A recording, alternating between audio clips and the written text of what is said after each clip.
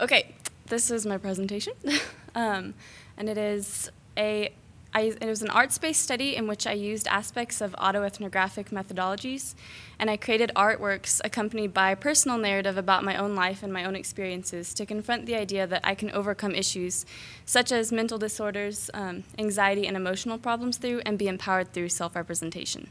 And this was originally a broader focus, but the more I worked with it, it focused down to really being about obsessive-compulsive disorder mostly. I've personally struggled with obsessive-compulsive disorder and anxiety throughout my life. The obsessive-compulsive disorder thing really started in middle school age. The anxiety was kind of always there. And so I decided to use this as a research method because when I started this in class, my teacher, Dr. Kraft, introduced us to the ideas of different kinds of research from traditional just reading a book and writing a paper about it research. And so she introduced us to this idea of arts-based research, which I didn't know what that was, and I didn't know what autoethnographic art research was. And so I was interested in it because it was different, and so it required me to research kind of what that was before I even began working with it. And so sources such as autoethnography and arts-based research and Method Meets Art, arts-based research practice, these sources helped to explain to me what these things were and how to use it as a valid research method. And so arts-based research is research in which art is used as a basis for research and as a as research, basically. You're researching through the creation or the study of art. And autoethnography is using the self and the study of yourself as your research tool. And so these were very different things than the traditional research methods, but I decided to use them partially because I did have all of this experience with obsessive-compulsive disorder and anxiety, and I wanted to explore that further, and this was a really interesting opportunity to do that and to study empowerment through art. And so I decided to do that. And before I had ever began this project, I had kind of done this in my past without realizing it. This artwork is called Worry Monster, and it's about basically this monster of worry that I have constantly felt throughout my whole life, attacking me and feeling like it was always closing in on me. And so before I ever did anything with this project and studied it, I was kind of experimenting with representing these issues and empowering myself through the representation of those. My literature review, I studied quite a few different articles for this project. These are a few of them. This first, in the book Imagery and Psychotherapy, Singer discusses how people in ancient times were able to create drawings of animals on cave walls, and he said, it is much more likely that they used their own mental imagery to reproduce these animals on the cave walls.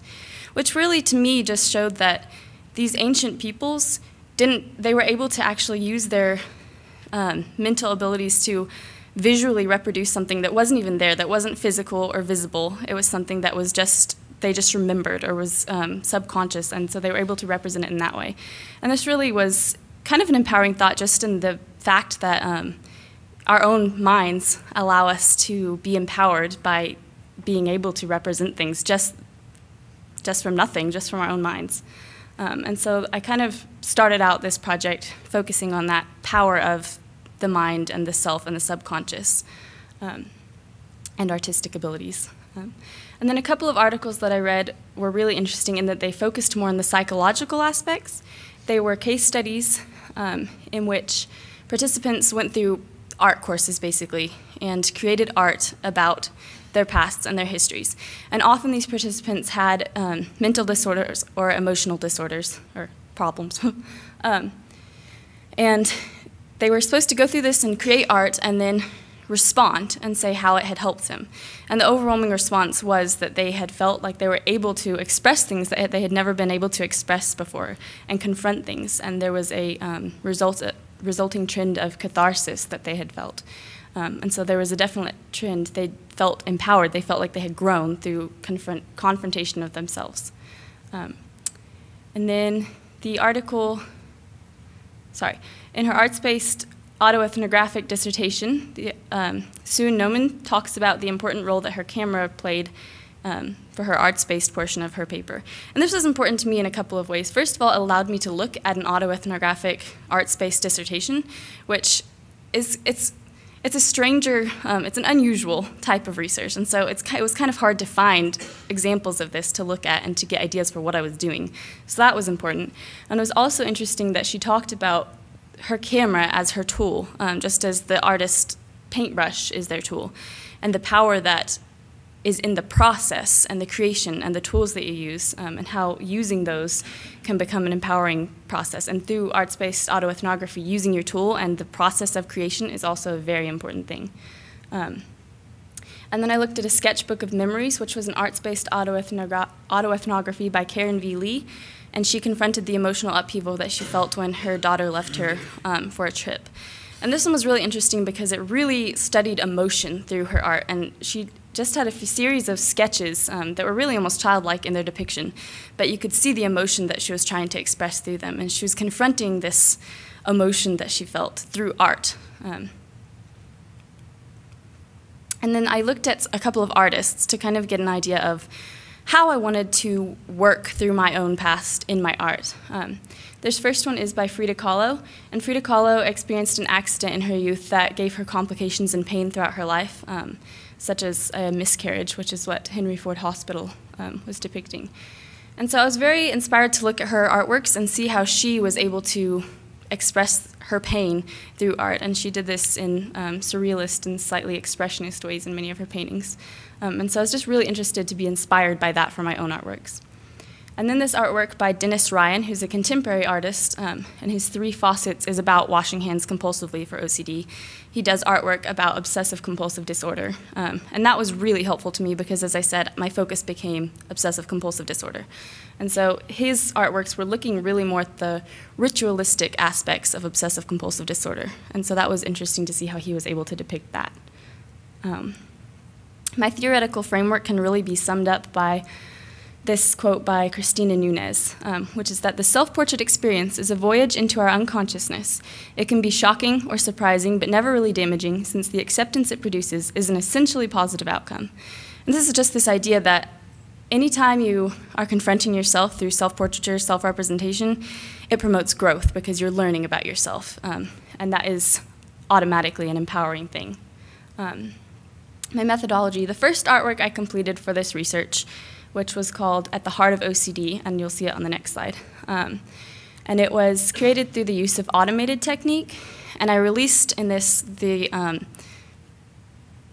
just painted without thinking about it, basically. I had a general idea that I wanted to represent myself, and that was about all I knew. But automated technique allows you to just kind of let your subconscious flow through your paintbrush and just let your art show what you're thinking.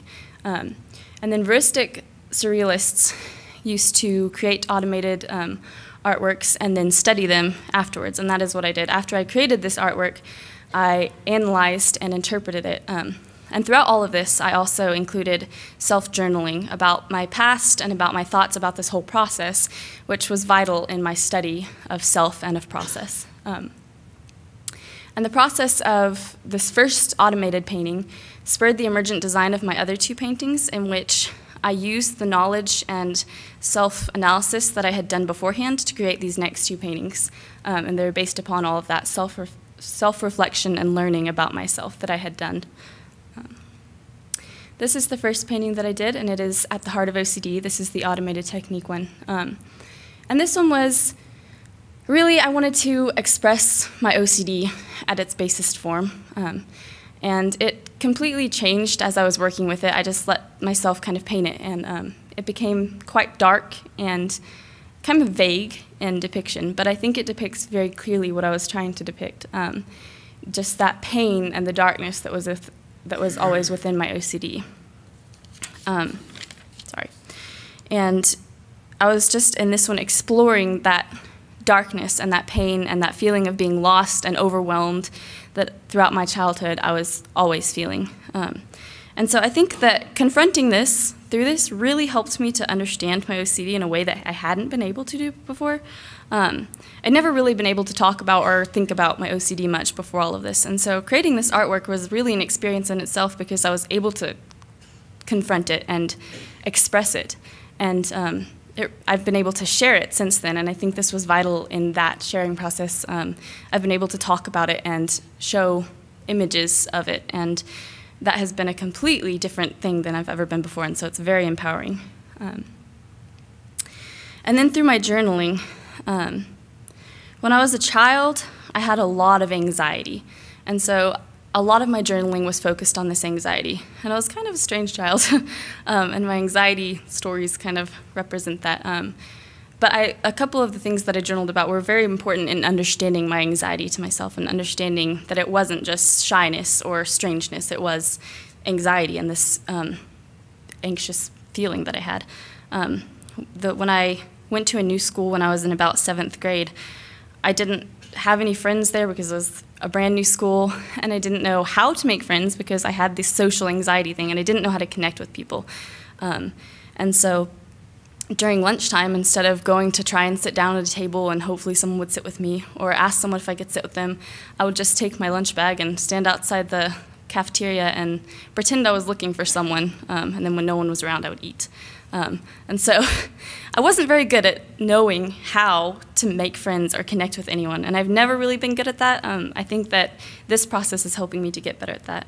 But then my next school, I did something similar. In my journaling, I was remembering that at my next school, I didn't know how to make new friends again, and so I had read a lot about wolves when I was a child, and wolves, when they're trying to be dominant, they don't break glances. And so when I went to this new school, I would try and stare my peers down because I thought if I was dominant, they would like me and I would make friends. But that's not really how you connect with people. So it was just really interesting looking back at those experiences and studying the ways that I was interacting.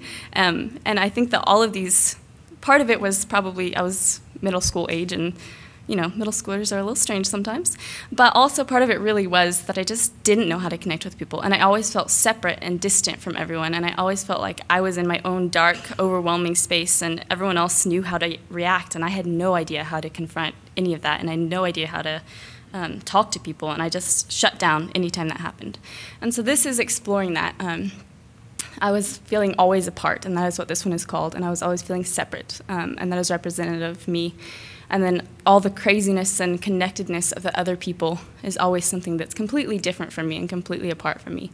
But I think in creating this painting, I was able to really analyze this feeling and examine this loneliness feeling that I've always had and realize that this is an anxious thing. It wasn't me. When I have friends, I'm always able to talk to them, and I've never identified with the stereotype of being shy. I've just always felt like I just can't talk around people, and it's not that I'm shy, just my brain shuts down. And so this has really helped me to analyze that and realize that I'm not shy, I'm not unable, I'm not different, I'm not separate, I just have this anxiety. And this was able to help me separate that from myself and realize that this is just a part of me, and it's really helped me to become stronger in that realization and in that learning about who I am and who I want to be, and that the anxiety that I feel does not define me. Also, when I was young, through my journaling, I was exploring some of the ritualistic things that I did, and I washed my hands a lot. That is one of the most traditional, commonly known things about OCD. People wash their hands a lot. That is one of the most common rituals, and it was one that I definitely had in high force. I would wash my hands over and over and over until they would bleed, and then it eventually became that I would wash anything that I touched, and anytime I touched anything else, I had to wash anything, and so I was just constantly washing and washing and washing. We probably had a pretty clean house. But in this painting, I really wanted to use the idea of those rituals and explore the feelings that those rituals give, instead of just talking about the OCD itself, actually explore those ritualistic and what's behind the rituals. And so I was trying to get across this feeling of this over and over and over, impossible to stop, this feeling in my head that I cannot stop, and that it is something that I have to do and I have to repeat over and over and over. And so it was really interesting in creating this, because when I first started creating it, I was just kind of thinking about, I wash my hands a lot, and I was doing that. But it's become something that's been empowering to me, because I've realized through it that it's not that I wash my hands a lot, it's just that this ritualistic feeling in my head forces me to do that. And I've been able to, I guess, recognize that feeling through the creation of this, it's helped me to, when I feel that feeling, I know what it is because I've been studying that feeling so very closely in my art. And so I'm able to really recognize it when it comes, which has made things very interesting because I'm able to, again, separate the obsessive compulsive disorder from my identity, which was very important. And then my reflections and further study. Throughout this process, one of the important things, which I did not create an artwork about for this, was my mother. And throughout all of these memories that I was journaling about, I kept confronting my mother's presence in my life, and I kept seeing her in all of my memories, always being there. When I was young, when my OCD was at its worst, I would feel guilty about everything, which is another common thing with OCD, especially during puberty type age. And so I would feel guilty about everything, and I would have these thoughts that I couldn't control, and I would feel shame and guilt always overwhelming me and consuming me. And eventually it became too much, and I knew that I had to tell someone. And so I began to try and tell my mom, but it was too hard just to tell her because these were things that I was deeply, deeply shameful about. And so each night I would write a confession letter to her, and I would just confess anything and everything that I had done wrong, from the smallest thing to bigger things. And so during this process, I've really seen her presence there, because I would give her these letters, and I would expect that the next morning she would, be looking at me and going, "You have a problem," and that she would support that guilt and shame. But she never did. She was always there for me, and every morning she would just tell me that she loved me. And she was always just a presence that made me stronger and was always there to hold my hand and help me through it. And anytime I needed anything, no matter what I had confessed, she was there for me. And so realizing her presence in my life like this really helped me to see a reflection of God's love, in my opinion, but really strong, unconditional love, and someone who is really there for you. And so it's made me very aware of my mother's qualities of love. And I think this has been empowering for me because it's helped me to realize who I want to be. I've always said that I would not mind ending up like my mom because she's awesome. But I think through this, I've learned more about why I think she's so wonderful, and about the love that has helped me grow from this and grow stronger and keep going even in the dark times that I had. And so I think that this is really important because looking at her has helped me develop my own identity and helped me develop this idea of who I want to be, the things that I know that I value about people, and the love that I know is so important. And it's helped me decide who I want to be and who I don't want to be, and realize that all of these things are okay and they're just a part of me. And so those were some of the really big things that I found out during my own personal experience, and that, along with all of the research, definitely supported the idea that creating art self-representatively is a very empowering process. And then I did study this further through my senior exhibit, which was in February, and I created artworks. Trying to pull it all together at the top was just talking about all the craziness that I was always trying to keep together, and yet also trying to talk about all of these different things that were so painful, but that made me me.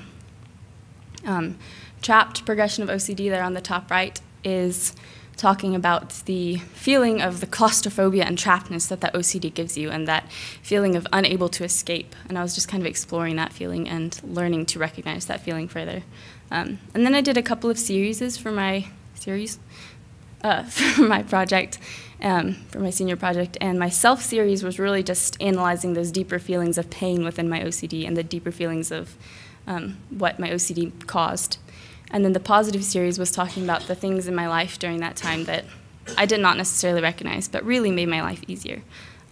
And so through all of this, the more and more I work with this, the more I find to work with, for one thing, but also it's really empowering, and the more I learn about myself, and I'm able to talk about it, and I've never been able to talk about it before, so I think I've grown a lot stronger through it. And, that's it. Any questions?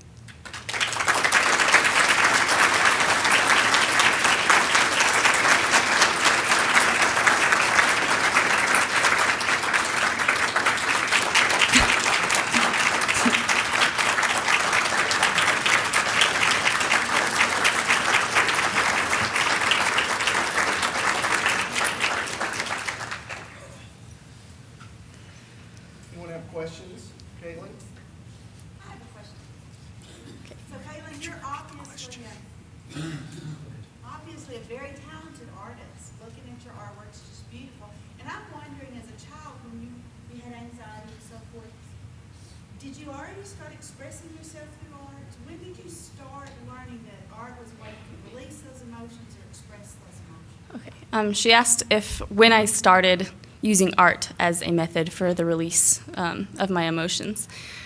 As a child, I mean, I drew a lot, but mostly it was just kind of cartoons. I would write stories about, I don't know, people that I didn't know but that I thought were cool. I don't know. I would just kind of make cartoons up. But I really didn't start working with art in a serious way until probably early high school. And maybe that would have helped if I had done it more during the time of my OCD, when my OCD was worse, which was middle school. But I never really had an outlet for that. I lived in Europe, and so I was at a Dodds school, and they didn't really have the best art programs available. And so I never really got too involved in that until I moved to a school in Belgium, and I really got involved there. And that's when I first started really getting interested in what art could do and exploring things. But I think I didn't consciously even study myself through art until this. But I think anytime I created art, I just had so much bottled up inside me that it kind of got released. So. I just think that helps us know the importance of art education. Mm-hmm. Art education, I think, is really important, and it can be a completely, something that can completely change you and help you. And I think it's definitely something that's overlooked. What are you currently working on? What am I currently working on? I'm currently working on, well, I'm in a painting class, and I'm currently working on deciding what to do next for a project for that. But I'm also continuing my examination of my obsessive-compulsive disorder through artworks, both in that painting class and out of it, and just studying myself further. Because the more I break this down, the more I find to break down. It's like a never-ending spiral of myself. And so the more I look at it, the more things there are to study and research and learn about.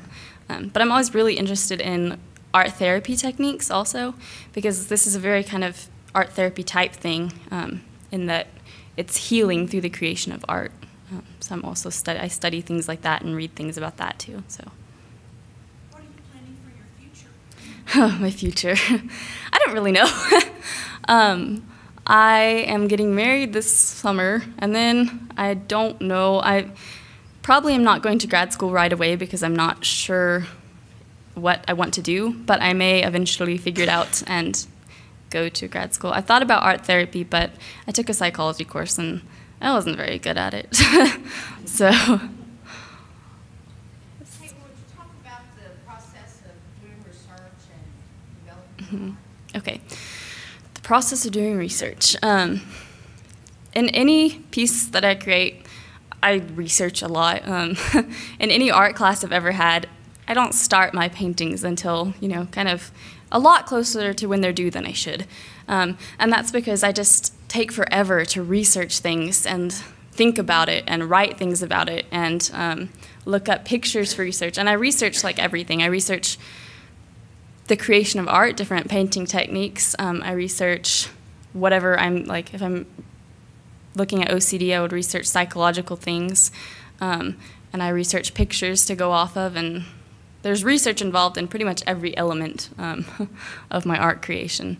And in this one in particular, there was a lot of self-research, and it was also really important to me to include some of those really professional research articles and things, because I wanted to have a valid basis for what I was doing. Does that answer it? Okay. Yes. Ethnography is a subset of anthropology. The attempt to study people groups in their natural context and their behavior. Autoethnography is interesting to me because you turn typical anthropological techniques in on yourself. Mm-hmm. So my question is, if in fact this was beneficial to you, and it obviously was, how then can you turn a technique that is so self-focused and share that with others so that they might benefit? Mm-hmm. Does that make sense? Yes. There's little on how can you use like the stuff that you learn about working with yourself to help others? Yeah, how do you turn what is intentionally self-focused to the other? Well, I think learning about yourself, just like learning to love yourself is really important in learning to love others. I think learning more about yourself and studying more about yourself through things like this can really help in learning how to reach out to other people, because people think in a variety of different ways, but a lot of the basics are similar. And so really learning the things that work in reaching yourself and changing things in yourself. Like I've talked before about the importance of memory and identity, and the importance of looking back. In this project, it was really important for me to look back at my memories and to write about them and study them and use them as research. And so I think just learning the things that work for me, I think it would be really useful to be able to use those same techniques and saying, okay, this worked for me, now we'll try it for you, and trying to have students maybe journal about their memories and think about some things like that. And I guess, I don't know how to say it exactly, I'm babbling, but basically I think that learning the techniques that work for you, because we're all human, is important in figuring out how to tweak those to work for other people. Now, does autoethnography, does it play with behavior and context like ethnography does? Does it look at those aspects as central to understanding what's going on? Yes, I think so. Autoethnography is really important in studying the self, and a big part of yourself is studying your behaviors and things. And so, am I okay. I don't know if I was branching off completely. Anyway, I think that is definitely something that is tied in there, because those behaviors are a huge part of studying yourself, because everything you do changes you somehow. And so it's really important to study your own memories and behaviors and thoughts and everything. That was loud. Laugh. How could the world be a different place if people were to evaluate themselves through self-expression? Well, I think that, I don't know, I at least grew stronger through self-evaluation, and I really do believe that the more people learn about themselves, the stronger they are. And I think that you realize what you value and what you appreciate, and who you want to be and how you want to become that person. And so I think that if everyone could do that deeper than they already do, for one thing, it would be a much more aware community of people. But I also think that, I don't know, it makes you realize when you look into the issues about yourself and things, everyone has problems. Everyone has things that they have to deal with that they could probably create an art show about too. And so it really helps you be able to feel like you can connect to people with things, and to have things that you can relate to people on a deeper level with. So. One more question. You speak of memories in your self-research. I hadn't gotten really too much into that in my actual paper. I've talked about it a lot alongside my paper, I guess. I didn't really realize it until after it was done, but I think the memories thing is hugely, hugely important, because your memories, the things that have happened to you have formed who you are, but also the way you remember things is very important. My question was, did you do your self-research by yourself through memories, or did you use turn to your family and friends that you've grown up with? Did you use those as I really used my memories mostly. I did talk to my mom a few times about different things, and I used people alongside to try and explain things to, and my older brother really has helped me talk through things and helped me break down my OCD more. So I think looking at my memories personally was really important, but it was also important to have someone else's view, because they saw things that I didn't see. Thank you, Caitlin.